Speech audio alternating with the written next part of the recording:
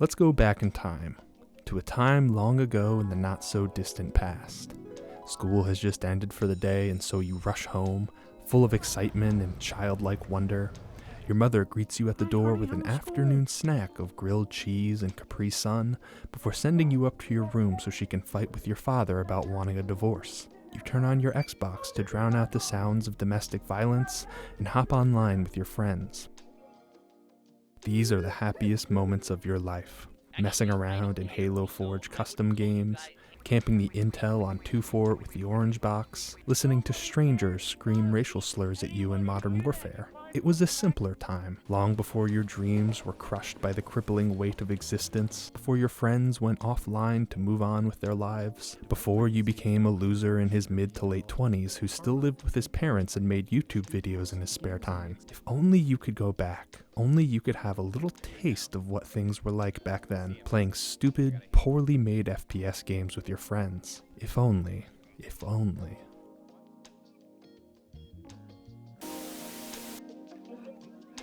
The enemy cannot push a button if you disable his hand.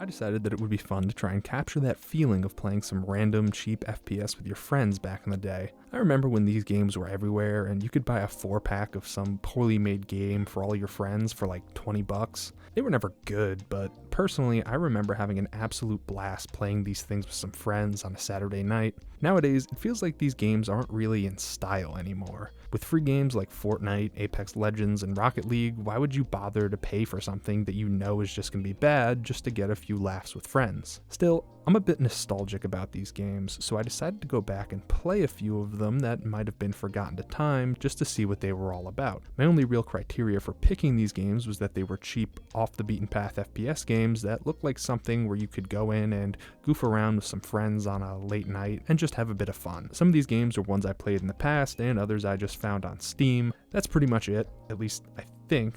I feel like I'm forgetting something. Alright, friends. I don't actually have any friends, like, at all. That's why I spend so much time making these videos instead of having a social life. So I'll just be playing all of these games solo, I guess. Everyone loves you so much. Nobody loves me. Have you ever been playing Killing Floor and thought, gee, this game is great. My only problem with it is that it's just too good. I just wish it was kinda shittier. Well then allow me to introduce you to Unloved. This game was originally a mod for Doom 2 released back in the late 2000s that eventually got turned into this weird horror arena shooter thing. But is it any good? Well, kinda. The basic idea is that you spawn into one of 4 levels in one of several game modes and have to open doors, find weapons, and collect keys before you find a couple of machines that you fill with your blood and so that you can extract. Along the way, you'll be fighting through a constant stream of enemies, all of which seem to be some sort of hodgepodge of random iconic horror characters. You've got demon doctors, killer clowns, butchers, and zombies, all of which can be fought in a few levels that all kind of look the same, to be honest. In fact, all of the rooms here look exactly the same, and I got lost a number of times while trying to play, even with the help of this fairly rudimentary minimap you're given. Each of the levels does have a random layout though, so I guess it gets a few points for replay value. Speaking of which, there is a ton of unlocks and upgrades that you can get your hands on in this game. There's a whole system here for upgrades to your character's equipment via these trinkets that give you various buffs.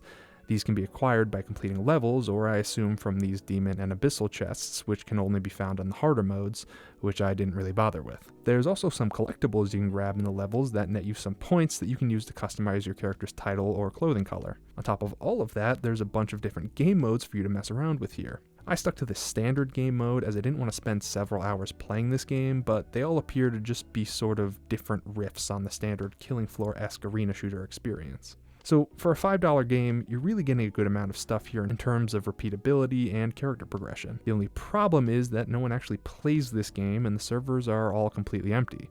So unless you're willing to bring a couple of friends along, you'll have to fly solo like me. Now, keep in mind here, this game was pretty much made by a single dude, and again, it's only $5, so I'm gonna try not to be too harsh about it, but my feelings on this game are pretty mediocre. Even with a couple friends, I couldn't really see myself playing this game for more than a couple of hours at most, although there are apparently some really devoted supporters of this game with several hundred hours in the Steam reviews, so maybe I'm just missing something. But delving into the actual gameplay here, and the first thing that pops out at you is the way the game looks. Unloved was made on the Unreal Engine, and boy does it look like it. For some reason, I feel like all indie games made on the Unreal Engine all have this similar look to them, where everything just kind of looks overly shiny and wet, and this game is no different. The look of this game reminds me of how video games used to look in like sitcoms or older family comedy movies where a kid would be just playing a video game that clearly doesn't exist. Usually it was something overly violent and gory with some dude like firing a chain gun and a bunch of extra point pop-ups flying around the screen. Gameplay wise, most of your time here is spent running around similar looking rooms while shooting stuff and trying to figure out where the fuck you actually are, and spending like 15 minutes looking for a single key that is supposed to be somewhere on the map. While you're roaming around in random directions, you'll probably come across some ammo and armor pickups and maybe even a few weapons if you're lucky, but then you realize that every time you want to pick something up in this game, it takes 1 or 2 seconds where you're just standing still. No pickup animation or anything, just a timer in the middle of the screen that you have to wait for. This might not sound like a lot, but with how often you're actually going to be picking stuff up in this game, it gets really annoying really fast.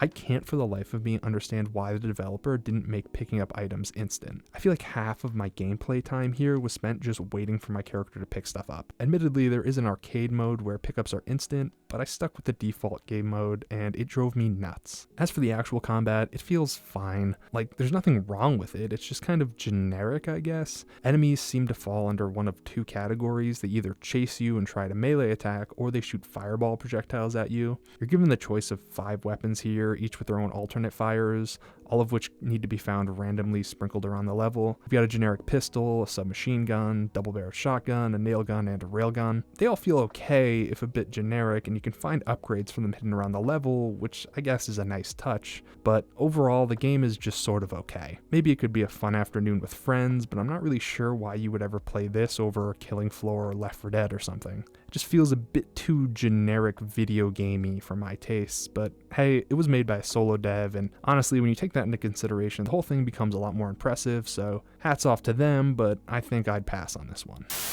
Hello from Pig Norman Somerton. It's time again to sit around the house in my tit cups.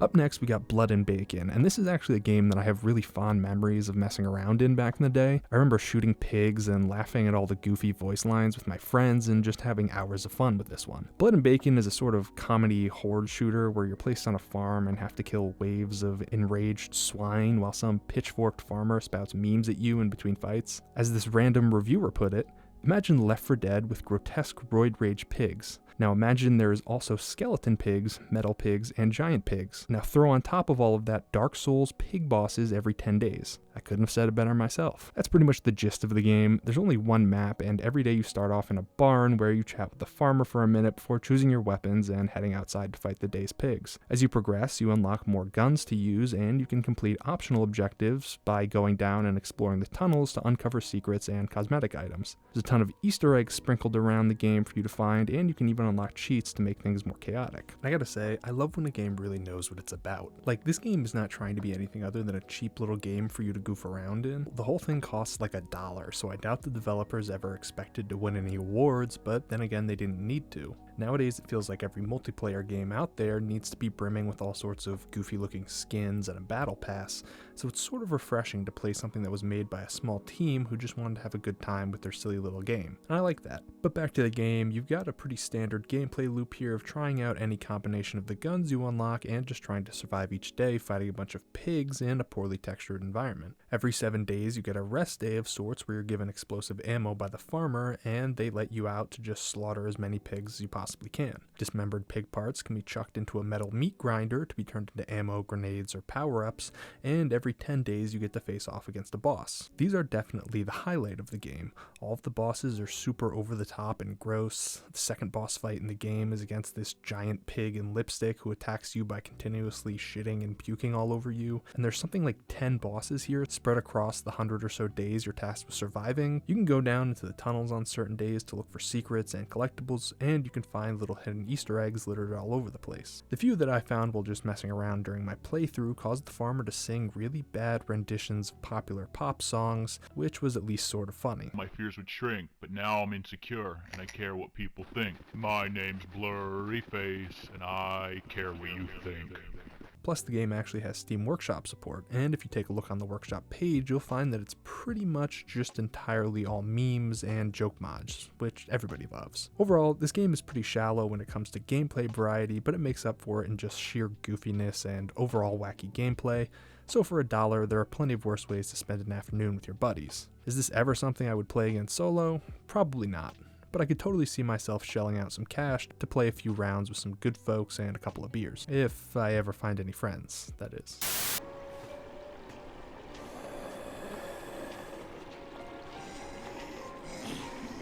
Next up is No More Room in Hell, a free game that I remember having a lot of fun with back in the day. Originally a Half-Life 2 mod released back in 2011, this game is actually still going strong, with updates as recent as this past October. This game still has a pretty dedicated player base too, even now, with there being around 500 or so concurrent players at any given time. And I gotta say, this one might just be worth a playthrough, even solo. I'm sure we all remember the zombie craze of the early 2000s, where zombie media had a chokehold over the cultural zeitgeist for a good long while. Everywhere you turned, there were zombie-themed games, books, movies, TV shows, you name it. And everyone, myself included, completely ate it up. I don't even want to know how many hours I put into games like Dead Rising and the Left 4 Dead series. Hell, if you gave me a pen and paper, I could probably draw you a 100% accurate map of the Willamette Mall. Even now. It was really one of those things where you just sort of had to be there to understand what all the hype was about. Combine all that with the Source engine, which also completely took over the gaming culture at the time, and you've got yourself a pretty good nostalgia bomb of a game. No More Room in Hell drops you in with absolutely no hand-holding. You pick up a map, and the only thing you have to go off of are A, there's zombies, and B, you probably have some sort of objective. The only tutorial in the game comes in the form of this absolute novel of a guide that you can find on the game's startup screen, and personally, I'm not going to read all of that, so I decided to just try out a good variety of maps and figure things out as I go. It seems like there's a lot of depth in the stuff in this game that I have no idea about, and I will probably get wrong here, so if you're a No More Room in Hell veteran, feel free to tell me how wrong I am about everything in the comments. From what I can tell, you've got two map types here. The first is a holdout survival type of map where you're given multiple zones that you have to protect from constantly spawning zombie waves. You run around the map to find weapons and ammo, and then have to bounce back and forth between both protection zones to prevent zombies from destroying your stuff. I found these to be pretty impossible to play solo, as I just couldn't get back and forth between the areas fast enough, so I decided to stick with the other game mode, the objective-based mode, which is exactly what you think it is.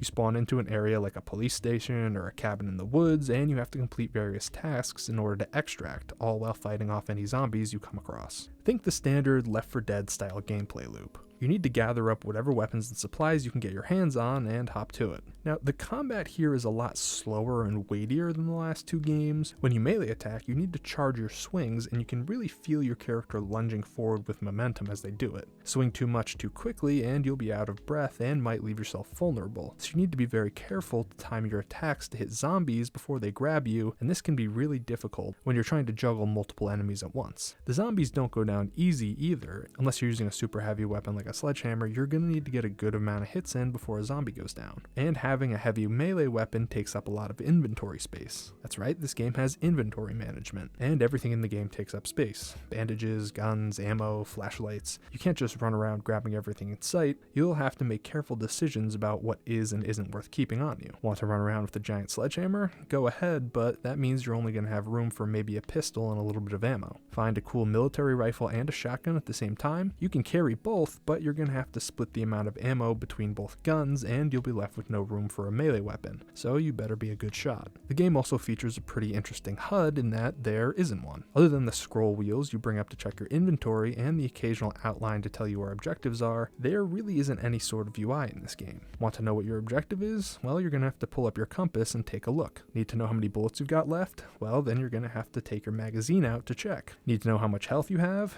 Well, you can't. The only indicator is how much color the screen has. You get the idea. I really like this system of actually having to manually check information while playing instead of just having it all readily available to you at all times. It shows that the devs really tried to go for some form of realism here that I actually really like. Instead of just mowing down giant hordes of zombies, each encounter is a life or death struggle between you and the enemy. Sure, you could spend some time trying to bludgeon a zombie to death, or you could just shoot them, but shooting them is going to attract all the nearby zombies towards you, and melee means you're more likely to take damage, so there's some decision making here. And these kinds of decisions are what I want want in my zombie games. I don't want to be the ultimate badass, I want to feel helpless and overwhelmed by the world around me. It's honestly a lot of fun, even when you're playing by yourself. There's a ton of content here too. There's plenty of maps I didn't get a chance to check out, and there's a boatload of mechanics I didn't get into, like how getting bit has a chance to infect you and can actually turn you into a zombie. This one is absolutely worth checking out, whether you're playing solo or with friends, and I'll be honest and say that I actually kept on playing this one long after I'd captured enough footage for the video. It's just a really fun little game to play. I even managed to finish a few levels on my own, albeit with some modifiers like no ammo weight and no zombie respawns turned on to make it a little easier, which is a great option to have for solo players who might be having a hard time. Plus, there's workshop support in this game too, so you have even more options for customization. I should also mention that developers are currently working on a sequel to this game as well that I'm pretty excited for. So go check this one out. It's literally free, so the only thing you're giving up is some space on your hard drive. And be sure to subscribe, and maybe leave me a like and comment down below to let me know what you think. As always, thank you all so very much for watching, and I hope to see you all again soon.